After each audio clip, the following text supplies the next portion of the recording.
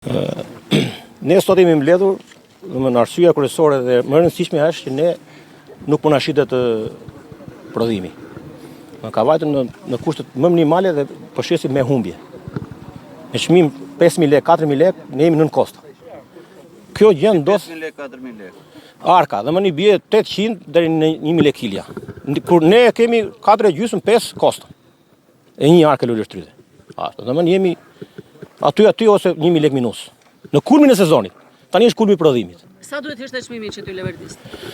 Çmimi duhet i lule shtrydhesh në të gjithë sezonit duhet mos të biri nga 2.000 lekë kilja, domethënë nga 10.000 lekë arka. Që të justifikohet puna që bëjmë neve, sepse ne ky është me risk të madh. Domethënë hes 5 milion, 6 milion për të marrë 2 milion. Nëse ne tani kemi hedhur 5 apo 4 dhe marrim 3, i bie u mbasim 2 milion lekë për dy lym. E kupton apo jo? Si ai që ka një dy lym falimenton, si ai që ka 20 prap falimenton. Pikat e grumbullimit si vendosin çmimin? Pikat e grumbullimit nuk vendosin çmim fare. Ky është problemi kryesor. Që neve e çojmë, domethënë mallit e pikë e grumbullimit, po pa ditur çmimi. Pyetja më me spes që mund t'i bësh i fermeria, apo pyetja më çfarë të them mund t'i bësh i fermerit, ta pyesësh sa është çmimi, ai nuk e di. Ju keni marrë informacion me sa është si pikat e grumbullimit në treg? Informacioni është, domethënë, nëse këtu sot ikën për shembull me 5.000 lekë, atje për momentin mund t'iki 9 deri në 12.000 lekë. Arka, gjithmonë flasim me arka. Mos ngadrohemi me kile. Tani kjo është. Domethënë ai 2.000 lekë, 3.000 lekë që do na ngelet ne për ark, ngelet rrugëve. Se këtu lufta pra ta bëhet. Për 2.000 lekë për ark. Sa pika grumbullimi ka zona këtu që mbledhen lule shtrydhe? Këtu mund të jenë 5-6 pika grumbullimi. Tani problemi kryesor është që duhet vej lule shtrydhja, mos vej pa çmim, sepse kur vetë lule shtrydhja pa çmim te pika, është një lloj sotivarësh ujkut moçit e kryka. Edhe nga një anë ata për mendimin tim nuk kanë faj. Pse? Në momentin kur ne si kërkojmë çmim në kohën kur e çojmë mallin atje, çfarë do bëj? Nuk do abuzoj ai? Me çmimin? Duhet të ndërgjegjësohemi edhe neve. Duhet gjithë mos të lëshojmë mall pa çmim. Pa çmim. Domethënë, çoja çmimin atje valla. 500 lekë, 500 lekë. Jam një ndër fermerët që kultivoj lule shtrydhe bio, edhe kush do qoftë që do të kryej analiza mund vite toka ime sepse unë përdor mikroorganizma dhe elementet që nuk përbëjnë fare asnjë lloj pesticidi. Edhe kur kam vajtur tek pikat e grumbullimit më kanë thënë që nuk më intereson se çfarë prodhon ti. Nëse unë përdor pesticida aty të intereson, kaj kisha. Mund të vazhdoj? Ky është një problem. Ta shpjegoj me fakte, me prova. Shiko tani. Gjëja që neve na penalizon më shumë, domethënë që nuk shitet lule shtrydhja, flasë për treg vendi se bota e di shumë mirë se qysh është lule shtrydhja, qysh bëhet, qysh ka kontrolle, ka analiza, ka të gjitha. Për konsumatorin vendas. Kjo është lule shtrydhja. Ja. Tani vate shkula, unë sapo e shkula. Tani. Na rënja kështu deri lart. Kjo është lule shtrydhja. Tani, këtu kemi frut prodhimi që vile sot. Ky këtu bëhet për 3-4 ditë. Kjo e bardha këtu, 2 sekonda. Ky bëhet për një javë. Ashtu. Ja dhe kesh bio. Po. Kjo këtu është lulja. Tani, të lutem shumë, të vi ministri i bujqësisë këtu. Dhe të më thot mua ose specialisti më i mbaruar i bujqësisë këtu, të më thot mua se ku ja kemi hedhur ne lule shtrydhe këtu hormoni. Te ku shkokër? Te ku shkokër kemi hedhur ne hormonin këtu? Këtu, se këtu ka të kuqe, ka dhe të bardhë, gati më pjekje, ka dhe roz, ka dhe lule. Kjo është frut që prodhon 9 muaj rresht. Tani, të lutem shumë, ku ja kemi futur ne hormonin?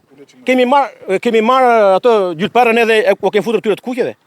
Po di se sa kokra ka një dylim lule shtrydhe apo jo? Ne i bie të ngelim vetëm futur gjylperën këtyre me nder në sumatriçe. E kupton apo jo? Ky është, të lutem shumë edhe një herë, ky është kryesorja. Se të gjithë ata që kanë lek, kanë frikë të hanë lule shtrydhe. O zotrinj, më dëgjoni edhe një herë, ja ku është lule shtrydhja, ja. Tani sa është shkula, nga rrenjit deri këtu ja. Ja ku kjo është lule shtrydhja. Tani, tu mbushet mendja një herë mirë. Kjo është, ata që sqarova. Dhe nuk është frut për ata që s'ka lek. Kjo është frut luksi. Kush ka lek, le ta blej. Kush nuk ka, ta i fasule. Sepse ka kosto. Kaq kisha, nëse ju gjën gjë, nga konsumimi i lule shtrydhes. Mbaj ju përgjithësi vetëm në Burg ose më varni tek mes Tiranës. Do ishte më mirë sikur në këtë zonë të kishte një laborator që lule shtrydhja juaj të certifikoj.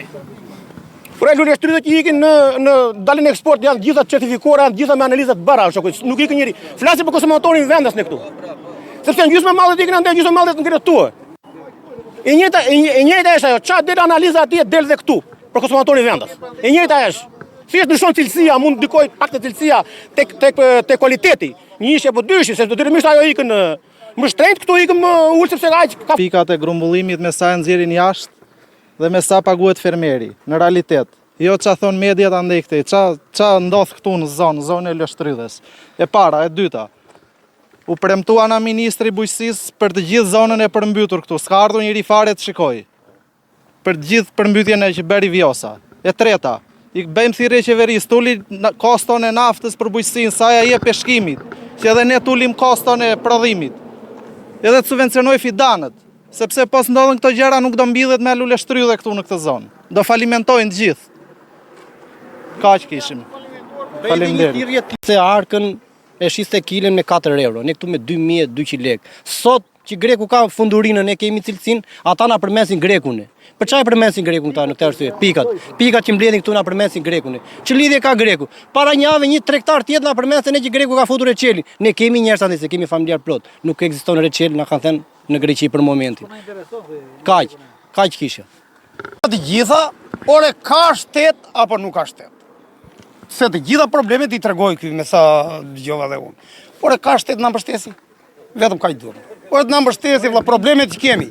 Sa një lavdë të vi ministri bujqësisë të shikojë dhe Vin ministri. ore vi edhe ti veri pikën në hallet që kemi neve. Ka që thjesht vëlla. Ka mbështetje apo s'ka mbështetje? Kemi shtet apo s'kemi shtet?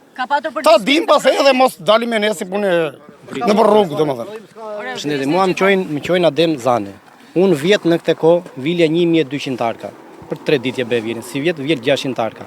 Vjet çmimi ka qenë në këtë kohë ka qenë 8000 lekë dhe si vjet është 5500 lekë. Tani kur vin Belinda Balluku që veten në përpikat, pse s'vinte ne te fermerët? Ne kërkojmë që shteti të futet në Portogala të nxjerrë çmimin real të lule shtrydhes me sa po ikën sot.